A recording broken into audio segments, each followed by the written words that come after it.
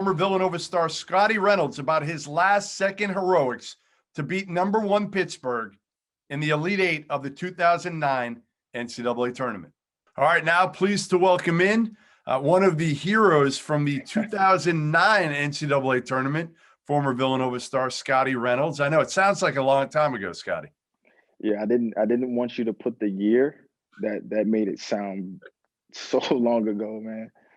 You're 33. You're 33. You're getting up there. You're in Croatia right now, and I want to go back. Let's go back to that tournament. That was your junior year, and you guys had a pretty good season that year. I think you ended up, I don't know, like 26-7 or something like that.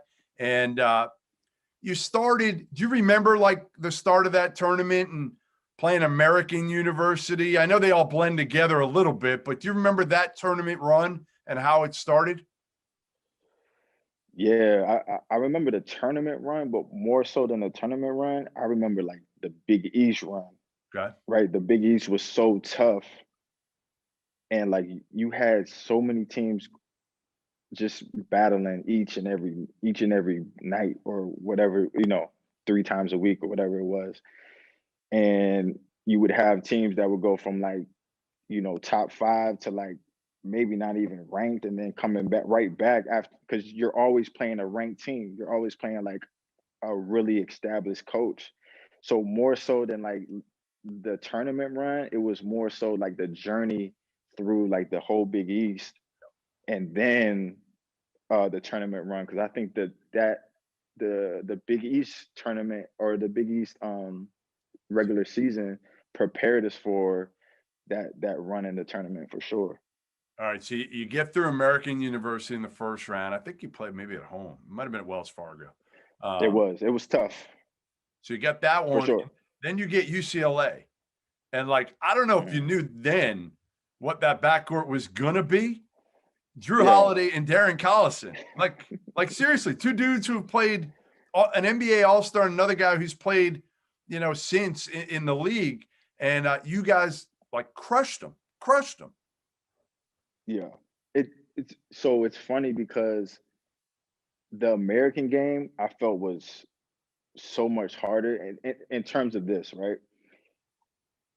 That we played, for the people that don't know, like we played a lot of our games at Wells Fargo at the time. It was Wells Fargo, Yep. and we could only play a certain amount of games that year, because then if we played over that amount of games there, then it wouldn't be a site for us. Oh, Does right, that make right. sense? If you play a certain amount of games, you're not allowed to Right, play there at home. It's called the home right, court, basically. right. So we deliberately didn't play as many games there, just so we would have a chance to have that home, Work quote in the unquote, home system. court That's advantage. called work in Yeah, the system, Scotty. right.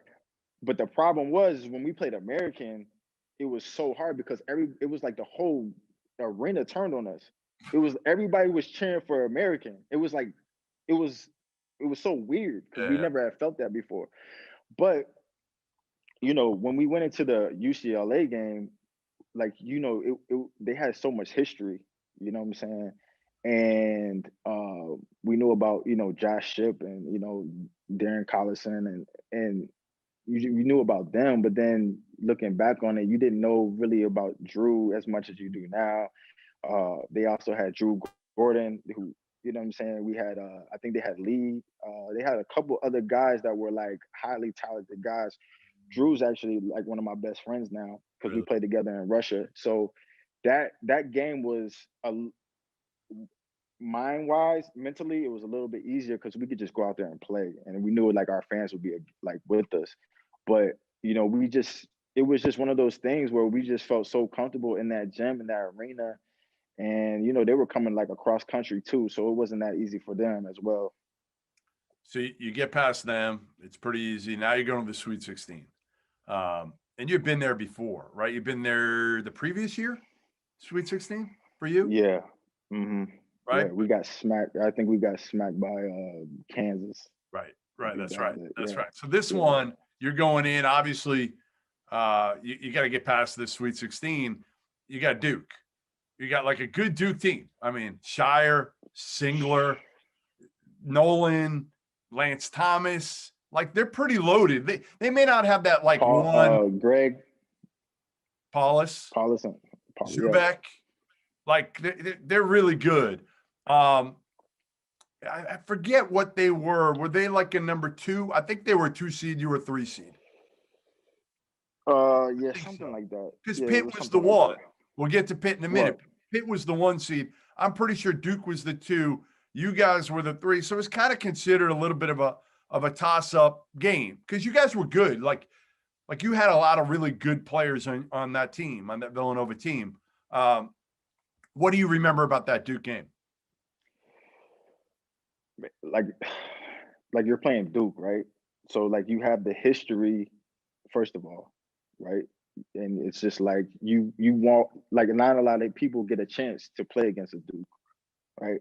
So it's like this is your chance. And not to mention, like, I grew up playing against, Nolan Smith, you know what I'm saying? Like from the DC area, you know what I'm saying? Same with Dwayne Anderson and Dante Cunningham. We're all from the same area. Not to mention that when I lived in Chicago, I was always competing against John Shire. I was always competing against him. And then Lance Thomas, I was always competing against him as well. Like we were the same class, we were McDonald's All Americans together. So there's like a lot of like, I don't know, I mean friendships, but it's also like those basketball friendships that you just like that Yeah, just you're with accumulates like guys. You over see them time. on the Yeah, circuit. Yeah. yeah, but it's a whole different level now. Like all that stuff didn't even matter at the time. So I just remember us just being so like excited to be able to come back to the Sweet 16 because we felt like we got embarrassed the year before or when we lost to Kansas. And that summer, I remember us just always that like I remember coach just always playing like that video of us just getting beat and beat and beat. And that was like all we kind of focused in the summer about was getting back to this point and hopefully like that work paid off and propelled us to even higher stakes. So that was really what I remember the most was just being able to have the opportunity to get back to the Sweet 16, but then also being able to have the opportunity to compete against a Duke with all the history and obviously going against Coach K. Were you surprised at how easy that one was? I mean, again, you get past UCLA easy and that backcourt. Now you kind of do the same deal against Duke. I think you beat him by like 20 plus. Yeah, like but it's like people say like you say it so easily. Yeah, Like yeah. I'm not saying it. Right. I know. no, Wrong word. but the thing is like you like we had like it wasn't our games that we won. If you look back on, they weren't like pretty wins. They weren't like they were very scrappy. They were very like mucked up type of games, and like that's how you win. That's how you win an NCAA tournament. Like you gotta just be consistent and be you know stronger, tougher mentally and physically than the other team, and knowing that it's not going to be pretty. And if it's not going to be pretty, how are you going to win? So I think more than that, it was like when we were up, I felt like we were just so scared that we just wanted to keep going. We were so scared that they had so much firepower that we just wanted to like to finish it. So that's in Boston. The next game, you got Pittsburgh, and you're familiar with Pitt, right? All those dudes, I'm sure you knew Levance and DeJuan Blair and all those dudes because you guys kind of grew up in the same area in the Northeast and have played against them in the Big East battles. I think you played them once earlier that year, maybe, and beat them, if I'm not mistaken. I don't remember. I don't remember because it was before that year. They stopped doing where you played everybody twice, Right. right? So it was like sometimes you play like if we played like maybe Syracuse twice, Georgetown twice, just because they were like more marquee matchups, Yep. money wise. So I can't really remember that. What do you remember going into that game? Like that's the game with the Final Four in the line, Scotty. You got Pitt. They're the number Yep. one team. They're the best team in the Big East that year in a loaded Big East with really good guards. And Pitt's known for their toughness. We know that. Like Levance was tough. Yeah, for sure. It, you knew going into it what it was going to be. like you didn't have to guess if you were gonna hit shots or it was gonna be pretty. Like you knew it was gonna be like a hard fought, tough, like gritty game. No, like you just knew it, right? And you knew it from both. I think uh for us, like we respected like their experience, the stuff that they've been through, uh, how they executed at the end of games, how unselfish they were. Like they had guys like Dixon Yeah. coming off the bench. They had guys like Brown coming off the bench that were just like guys that were just gonna come in, do their job, give energy, and nobody was like trying to like take the shine from anybody. And so we respected them like tremendously because we felt like we were the same way. Like we felt like we, you know, I think a lot of people like say, okay, Scottie was this and that, but like for our team, it wasn't that. Like I was just as important as the last guy on the bench. No, you guys And were I a feel like, good balanced team. You were like you had a lot of guys. yeah, like we had guys that people don't really know that were like really good basketball players, like Dwayne Anderson. You know, he could really do like 1 through 4. Reggie Redding. Reggie Redding, Yeah. 1 through 4. Shane Clark, 2 through 4. Like, you know what I mean? So we had a lot of guys that were just so unselfish and they were like really good basketball players, like IQ wise, you know what I mean? Before we continue that interview, I have to let you guys know that it's that time of year again. We waited 2 years for this moment, and it's finally here. March's biggest tournament is back. Gonzaga is getting ready to run the table. Slippers are being fit as we speak, and our partners at DraftKings Sportsbook, America's top-rated sportsbook, are putting our listeners at the center of the action. How?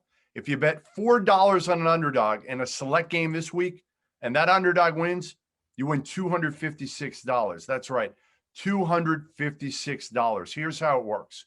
Download the app now and use the promo code FIELD68 when you sign up.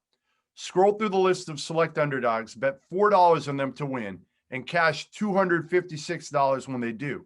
There's no better way for you to put your college hoops knowledge to use than to put your money where your mouth is with DraftKings Sportsbook.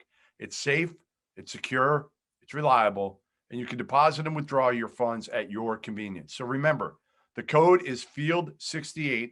That's FIELD68 to turn $4 into $256.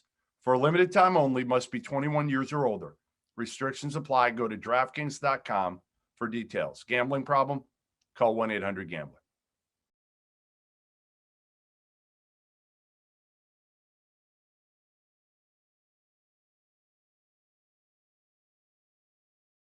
That game, again, we don't want to fast forward too much, but I mean, it's close. It's close down the stretch.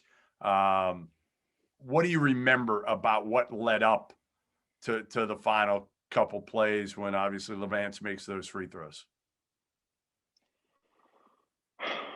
Man, it was just a lot of just back and forth. And you just knew that like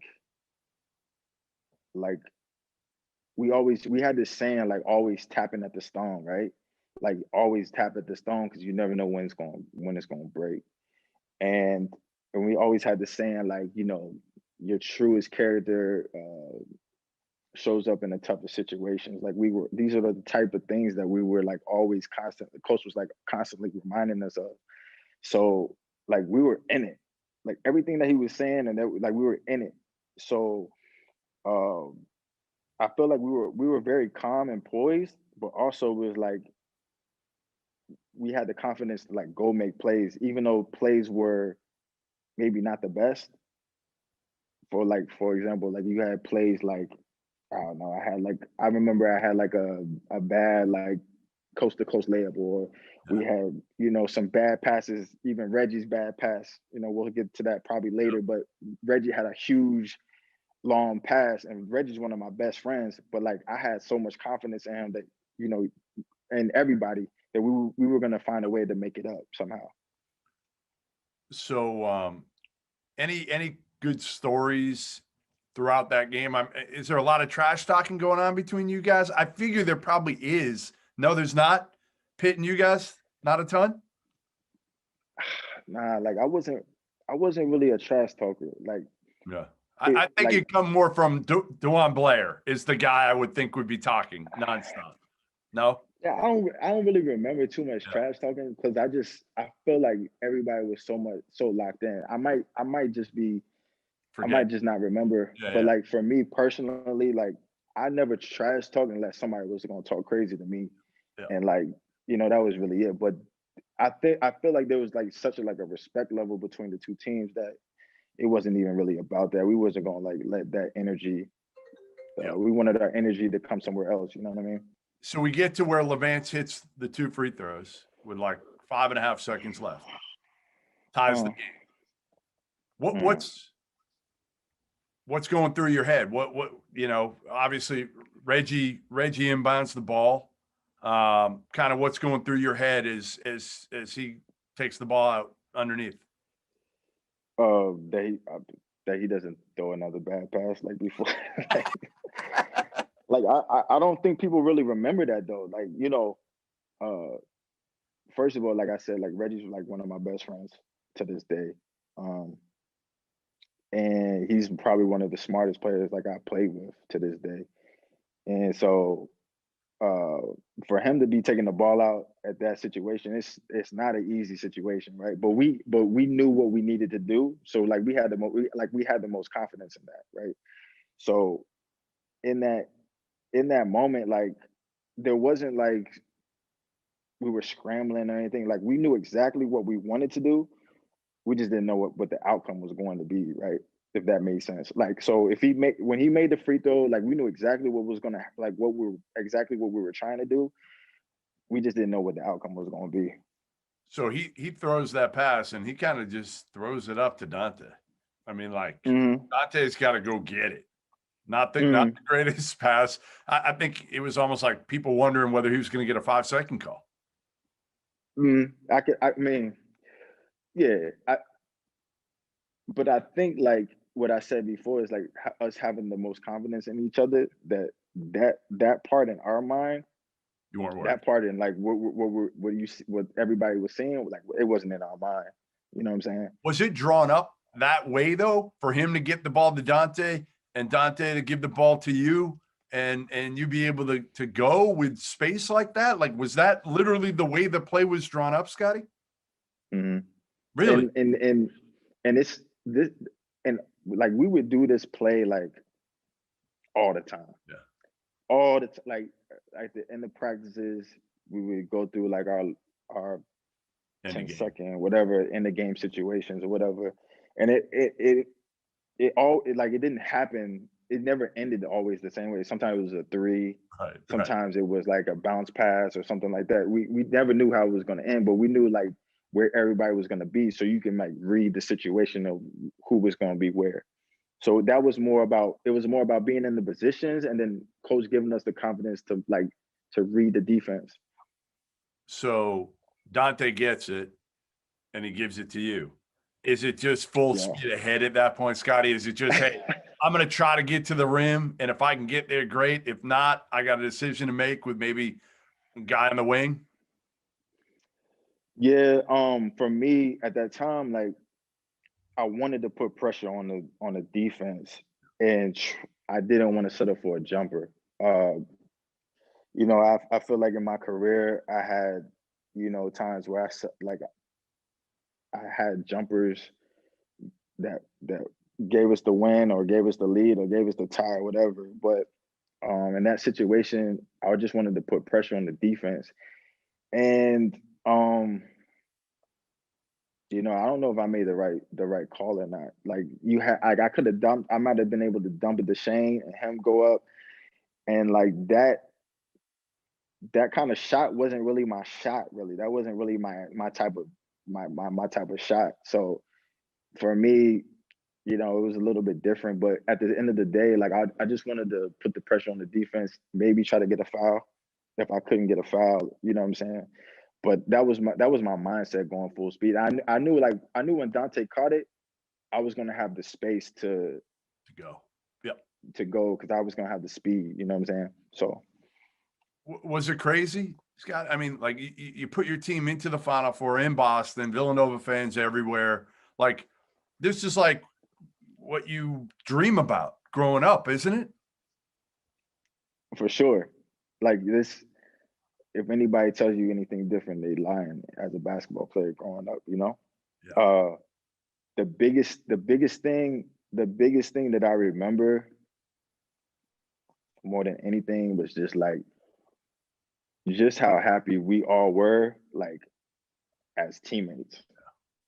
Like you could see, like I remember like when I was running, like I was running away from everybody, but like everybody was just so happy, and it wasn't like just because I made the basket. It was like because of us, like what we accomplished together.